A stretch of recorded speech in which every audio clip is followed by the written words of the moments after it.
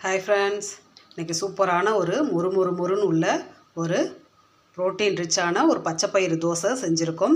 ரொம்ப டேஸ்டியான தோசை, ரொம்ப ஹெல்த்தியான தோசை.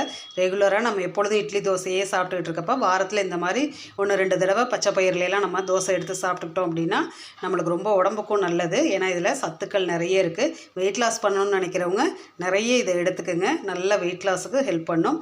இந்த தோசை நம்ம எப்படி செஞ்சோம், இதில் என்னெல்லாம் கலந்துருக்கோம் அப்படிங்கிறதெல்லாம் வாங்க வீடியோக்குள்ளார போய் பார்க்கலாம். நம்ம சேனலை புதுசாக பார்க்குறவங்க ப்ளீஸ் சப்ஸ்கிரைப் பண்ணிவிட்டு பாருங்கள். வாங்க வீடியோக்குள்ளார போய் இது எப்படி செஞ்சோங்கிறத பார்க்கலாம்.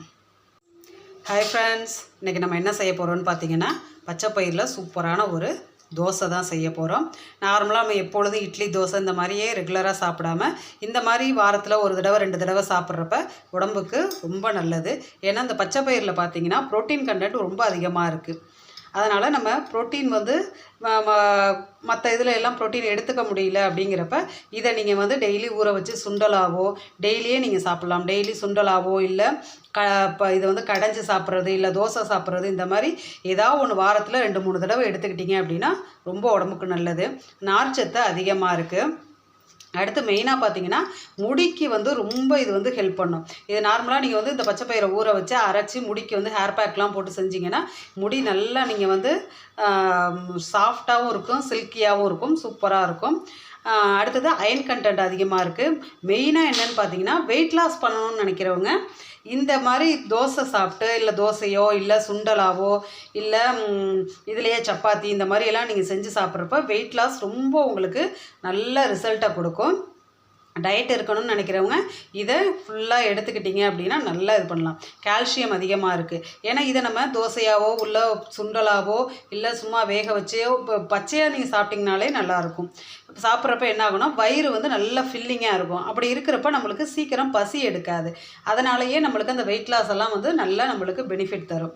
இப்போ இது என்ன செய்ய போகிறோன்னு பார்த்தீங்கன்னா நான் இதை ஆக்சுவலாக பார்த்தீங்கன்னா நான் காலையிலே ஊற வச்சிட்டேன். நீங்கள் எப்போ அதுக்கு தோசையாக செய்ய போகிறீங்கன்னு நினைக்கிறீங்களோ அதுக்கு ஒரு 8 மணி நேரத்துக்கு முன்னாடி இதை ஊற வச்சுருங்க. காலையில் செய்யணும்னா நைட்டே ஊற வச்சுருங்க. நைட்டுக்கு செய்யணும்னா காலையிலே ஊற வச்சுருங்க. பச்சைப்பயிறு குறைஞ்சது 8 மணி நேரம் ஊறணும். அந்த பாருங்கள் 8 மணி நேரம் ஊறினா இப்படி கையில் உடைச்சாலே உடையும். இந்த அளவுக்கு அது ஊறி இருக்கணும். அப்போ தான் அரைக்க நல்லா சாஃப்டாக வரும். இல்லைன்னா திப்பி திப்பியாக இருக்க மாதிரி இருக்கும். இதோடு நான் பார்த்தீங்கன்னா ஒரே ஒரு ஸ்பூனு பச்சரிசி போட்டிருக்கேன். தோசை கொஞ்சம் முறுமுறுன்னு வரணுங்கிறதுக்காக. அது வேணான்னு நினைக்கிறவங்க அதையும் விட்டுறலாம். நீங்கள் கம்பல்சரி கிடையாது, அரிசி கம்பல்சரி கிடையாது. ஆனால் சும்மா நான் ஒரே ஒரு ஸ்பூன் மட்டும் போட்டிருக்கேன். சின்ன ஸ்பூனுக்கு ஒரே ஒரு ஸ்பூன் போட்டிருக்கேன். இது நல்லா நான் ஊற வச்சாச்சு. 8 மணி நேரத்துக்கு மேலேயே ஊறிடுச்சு. இப்போ இதை நம்ம ஒரு மிக்ஸி ஜாரில் போட்டுக்கலாம். இப்போ இதில் மிக்ஸி ஜாரில் எல்லாத்தையும் எடுத்து நம்ம போட்டுக்கலாம். இப்போ பருப்பு எல்லாமே போட்டாச்சு. நான் இந்த ஸ்பூனில் தான் ஒரே ஒரு ஸ்பூன் அரிசி போட்டேன். இந்த ஸ்பூனில் போடுறது உங்களுக்கு விருப்பம்னா போடுங்க, இல்லை போடாமல் விட்டுடலாம், அது கம்பல்சரி இல்லை. இப்போ இதில் பார்த்தீங்கன்னா ஒரு ஸ்பூன் ஜீரகம் போட்டுக்கிறேன். ஜீரகம் உங்களுக்கு செரிமான சக்தியெல்லாம் நல்லா கொடுக்கும். அதனால் இது ஜீரகம் டேஸ்ட்டும் நல்லாயிருக்கும் அதில் போட்டு நம்ம சாப்பிட்றப்ப. அடுத்து பார்த்திங்கன்னா ஒரு சின்ன துண்டு இஞ்சி நீங்கள் எடுக்கிறதுக்கு ஏற்ற அளவில் நீங்கள் போட்டுங்க. நான் 1 கப்புக்கு பருப்பு எடுத்திருக்கேங்கிறதுனால இந்த அளவுக்கு இஞ்சி போடுறேன். நீங்கள் எந்த அளவு எடுக்கிறீங்களோ அதுக்கு ஏற்ற மாதிரி போட்டுக்கோங்க. அடுத்து காரத்துக்கு நான் 3 பச்சை மிளகாய் போடுறேன். உங்களுக்கு எந்த அளவுக்கு வேணும்னு நினைக்கிறீங்களோ அந்த அளவுக்கு போட்டுக்கோங்க. ஒரு 4 கருவேப்பிலை போட்டுக்கிறேன். நார்மலாக நம்ம கருவேப்பிலையெல்லாம் குழம்புலையோ கூட்டுலையோ எதில் செஞ்சாலுமே எடுத்து வச்சுருவாங்க, சாப்பிட மாட்டாங்க. அதனால் இந்த மாதிரி அரைக்கிற பொருட்களில் நீங்கள் கொஞ்சம் கருவேப்பிலையை போட்டு சேர்த்து அரைச்சிட்டிங்கன்னா அது உங்களுக்கு டேஸ்ட்டும் கொடுக்கும், நல்ல வாசமும் கொடுக்கும், உடம்புக்கு சத்தும் சேர்ந்துடும். இப்போ இதில் கொஞ்சோண்டு உப்பு போட்டுக்கலாம்.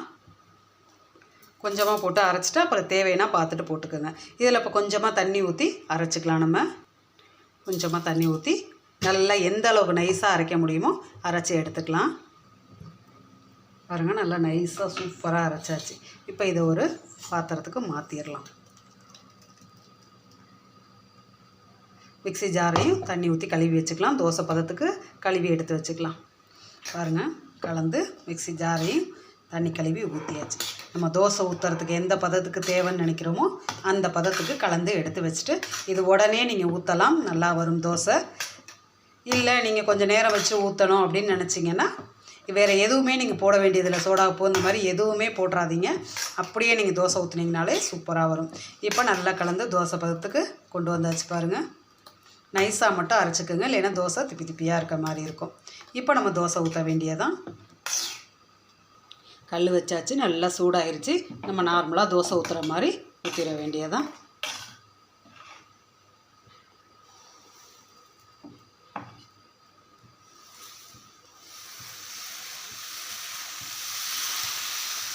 நல்லா சூப்பராக நைஸாகவே தேய்க்க வரும். நீங்கள் கவலைப்படாமல் தேய்க்கலாம். சுற்றி லைட்டாக எண்ணெய் ஊற்றிக்கலாம்.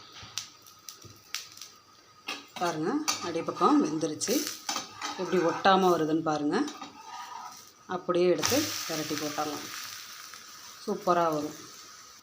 அவ்வளோதான், சூப்பரான ஒரு தோசை ரெடி ஆயிடுச்சு. இந்த சைடு நல்லா முறுமுறுன்னு வந்துருச்சு. அருமையான ஒரு பாசிப்பருப்பு தோசை ரெடி ஆயிடுச்சு. இதே மாதிரி எல்லாத்தையும் ஊற்றி பாருங்கள் எந்த அளவுக்கு நைஸாக வருதுங்கிறது. ஒரு கரண்டியிலே நீங்கள் ஊற்றுனீங்கனாலே உங்களுக்கு தெரியும். நல்லா தேய்க்க வரும். நார்மல் நம்ம தோசை தேய்க்கிற மாதிரியே தேய்க்க வரும். பாருங்கள், சூப்பராக வருது.